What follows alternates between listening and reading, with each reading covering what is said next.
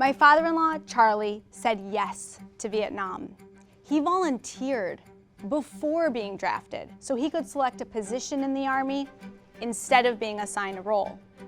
And on leave from the Army, he said yes to hitchhiking from one city to the next, following the Rolling Stones all over Europe.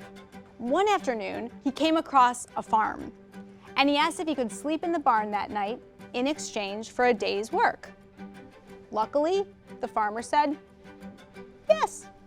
And when Charlie returned to the States, he was at a house party. He was talking with Barbara, and she shared where she grew up. Her time was split between Pennsylvania and a farm in Cornwall, England.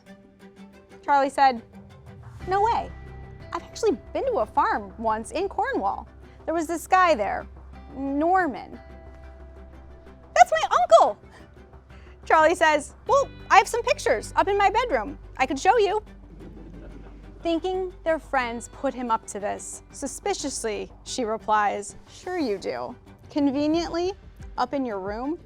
But eventually she says, "Okay, I'll go look at your photos."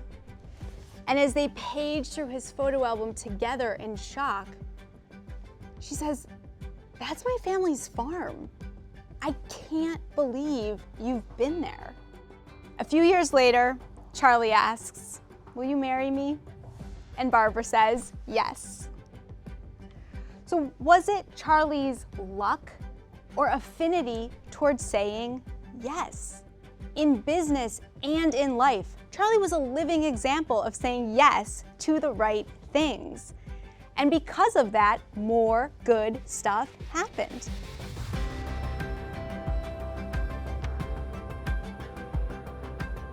But throughout my career, I've struggled to actually live this way. I said yes to way too many things, overworked, tried to do everything perfectly. I was stuck being busy until I faced burnout. Have you felt this way too?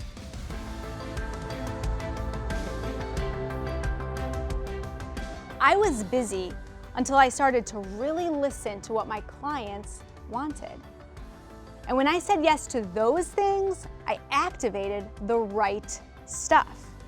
Then I could see the right opportunities more clearly.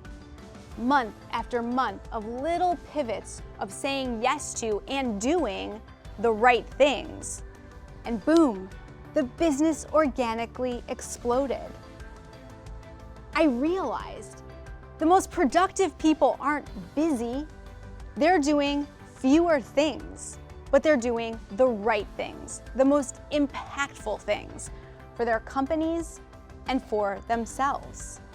At work, this could be finding more of your ideal clients, optimizing a process to save time, or the freedom to lean into a mistake that feels right.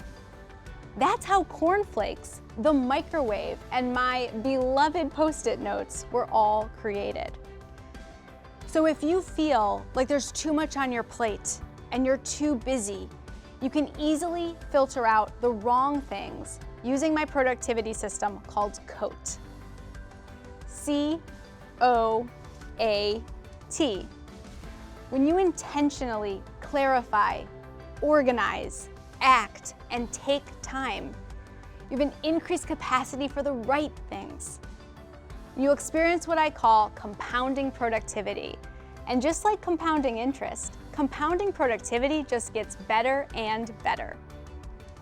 Charlie, my father-in-law, taught me something critical that I always go back to. Freedom flows when you say yes to the right things.